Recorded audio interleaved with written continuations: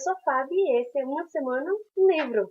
Nesse final de semana eu deveria ter postado a minha última resenha e o meu próximo desafio, mas eu precisei viajar e eu descobri que só blogs que monetarizam os vídeos é que podem fazer postagens programadas. Então eu não pude programar meus vídeos e eu também não tive como colocar os vídeos no dia porque eu estava viajando, não tinha como pegar internet e tal para postar os vídeos, então eu estou postando todos eles agora na segunda-feira, tanto a resenha quanto o desafio. Na última semana eu fiquei de fazer a resenha desse livro, O Último Unicórnio, do Peter S. Beagle, e o que eu tenho, como eu posso descrever esse livro? O Peter S. Beagle, ele meio que tentou fazer um novo conto de fadas. E ele decidiu fazer toda a magia do mundo acontecer dentro desse livro, tomando como base vários outros contos de fadas, como Robin Hood, os contos de princesa e herói, que a gente já está acostumado a ver desde que éramos crianças. Mas ele acabou fazendo algo mais. Ele criou um conto de fadas e para colocar magia na história dele, ele acabou fazendo o livro ficar completamente mágico. Esse livro é um dos livros mais lindos que eu já li. E eu não falo assim a questão da história. A escrita do Peter S. Beagle é mágica. Literalmente mágica. Ele parece que coloca o que ele está pensando, o que ele está imaginando, ele coloca ali naquelas palavras e você consegue sentir. Você consegue sentir a magia nessa história. É algo é algo quase transcendental. Você sente o que ele está querendo passar. Se tratando da história, assim, eu já sabia o que esperar da história porque eu tinha visto o filme, mas eu não esperava que fosse realmente tão mágico. A escrita dele modifica qualquer imagem que você tem depois que você assiste o filme, ou o filme não parece o suficiente. Eu assisti o filme primeiro e eu fiquei imaginando que iria acontecer o mesmo que aconteceu quando eu assisti o ensaio sobre a cegueira. Eu li o livro e os personagens eu imaginava com a imagem que eu tinha do filme. As pessoas elas tinham a mesma cara, as mesmas vestimentas, falavam do mesmo jeito. Para mim, eles eram muito parecidos na minha imaginação o que tem no filme. Diferente do ensaio sobre a cegueira, eu não consegui imaginar os personagens do filme do Último Unicórnio iguais aos personagens do livro. São os mesmos personagens, eles falam as mesmas coisas, com as mesmas letras, eles falam basicamente o mesmo, mas é diferente. É diferente. O livro, ele tem um tom mágico que somente o Peter S. Beagle conseguiu passar. Apesar de ele ter ajudado a fazer o filme e a trilha sonora do filme ajudar muito nessa aura maravilhosa que ele tem. Mas não é nada comparado. Você sente o interior dos personagens, é como se ele estivesse ali dentro da cabeça deles e transportasse isso para você. Se tratando da história em si, existem três personagens principais, que é a Unicórnio, que é a personagem principal e onde gira toda a história ao redor dela. O Mago Schmendrick, que é o parceiro dela da história logo no começo. E Molly Grew, que é uma terceira personagem que se junta a eles mais ou menos na metade do livro, por aí. Um pouquinho antes da metade do livro. E esse trio, eles vão ajudar a unicórnio a encontrar os outros unicórnios, porque ela descobre que ela é a única unicórnio que sobreviveu e ela quer resgatar os outros. E quando ela sai para resgatar os outros unicórnios, ela descobre algo sobre um país que é governado por um rei chamado Haggard. E esse rei, ele tem sob seus domínios um Minion que é meio que um demônio. As pessoas não sabem descrever exatamente como ele é, que é o Touro Vermelho. O Touro Vermelho é meio que a personificação de tudo que é ruim nesse livro. Ele é o completo oposto da unicórnio. Inclusive, ele é descrito como vermelho, completamente vermelho, como fogo. E a unicórnio ela é completamente branca, como as ondas do mar, como as nuvens. E ele descreve isso muito bem. o oposto do branco no livro não é o preto, é o vermelho. Isso me lembrou o jogo de xadrez inglês, que em vez de serem peças brancas e pretas, são peças brancas e vermelhas, que é justamente esse o oposto entre a unicórnio e o touro vermelho. São, assim, criaturas completamente diferentes uma da outra. E quando ele descreve os dois juntos, você sente a magnitude da diferença entre eles. O Peter S. Beagle, ele realmente puxa de dentro das pessoas o que elas são, as partes boas e as partes ruins. Não necessariamente o que é bom e o que é ruim na nossa concepção, mas o que é bom e ruim na concepção delas. O que é demonstrado por quando o Schmendrick entra numa cidade junto com a Unicórnio e eles conhecem as pessoas dessa cidade e elas são pessoas muito boas para ele.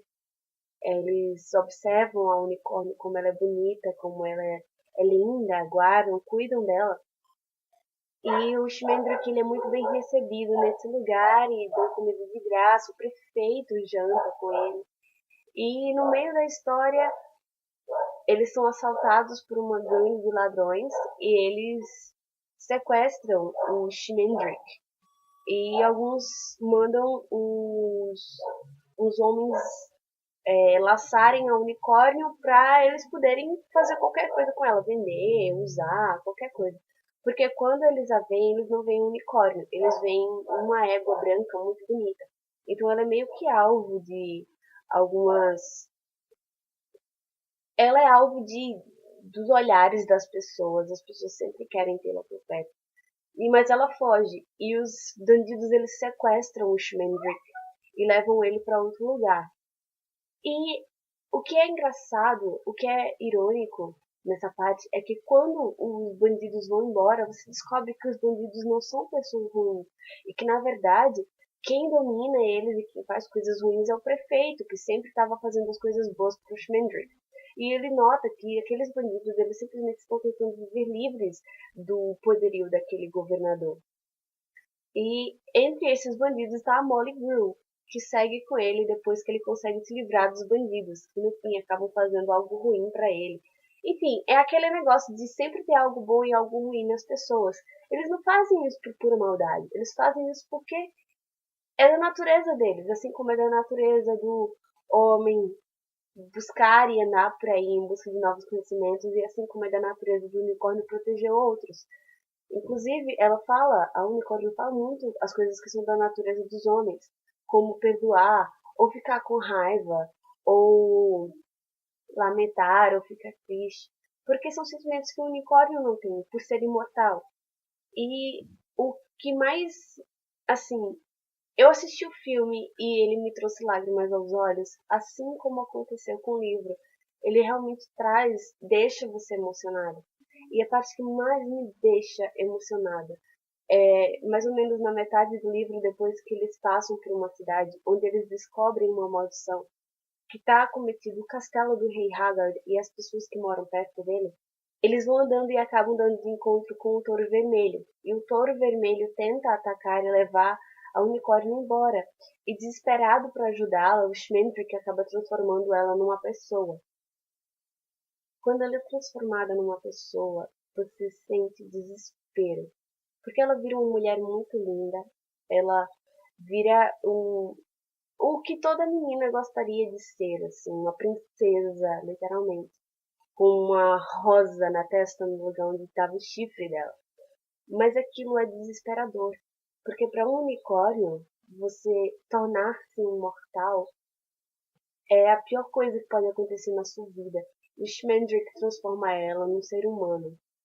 E assim, tanto no filme quanto no livro, essa parte me deixa muito tocada, porque você nota o desespero que ela sente ao se tornar um ser humano. Inclusive tem uma parte na fala da unicórnio que ela grita, dizendo que sente o corpo apodrecer ao redor dela, porque ela era imortal. Ela não sentiu o tempo passar e não sentiu o corpo dela envelhecer. Mas assim que ela se torna mortal, ela sente como se tudo fosse muito mais intenso. Ela sente os anos passarem para ela. Ela sente os segundos passando e o corpo dela apodrecendo a cada segundo que passa.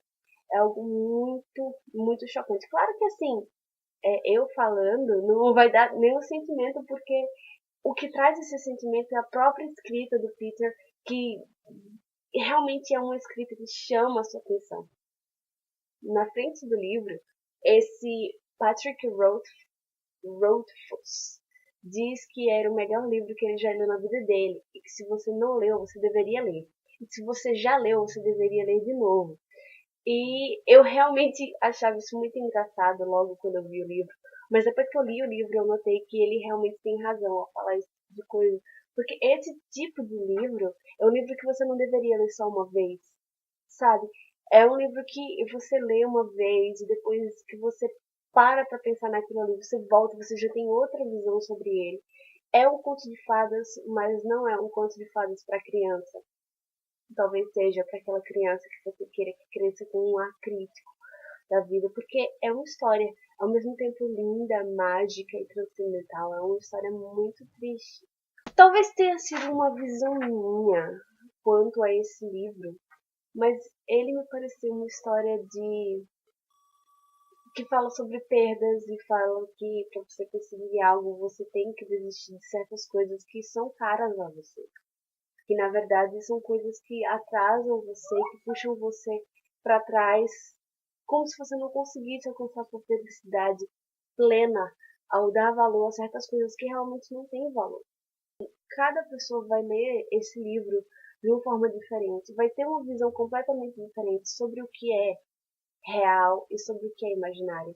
Tanto que muitas partes do livro, o Schmendrick fala que eles estão vivendo em uma história de fantasia, eles estão vivendo em um conto de fadas, e tudo que eles planejam, que eles estão fazendo ali, são coisas de contos de fadas, como você juntar um grupo, ser um herói, matar um dragão, ir de encontro a um castelo, salvar um reino de um rei tirânico. E a Molly Grew, ela pergunta para ele o que é a unicórnio, se eles estão no conto de fadas, e ele responde que a unicórnio é o único ser que é real, porque ela não é acometida pelos desejos e paixões mundanas de um mortal. O Último Unicórnio é um livro que eu recomendo para todo mundo, mas não necessariamente para crianças muito pequenas. Depois que eu li esse livro, eu notei que ele se dispõe a fazer um conto de fadas, mas não é um conto de fadas para criancinha.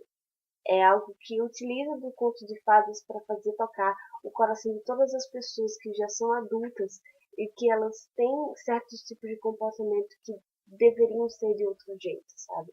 É um livro bom, é maravilhoso, maravilhoso. Eu marquei o livro inteiro porque, assim, é, tem coisas muito tocantes aqui dentro, coisas, frases incríveis aqui dentro, que muitas eu não posso contar porque poderiam ser spoilers, mas enfim, leiam O Último Unicórnio, é maravilhoso, maravilhoso mesmo. Esse mês de outubro, que é Dia das Crianças barra Halloween, eu meio que vou alternar entre livros pesados e livros mais fofinhos.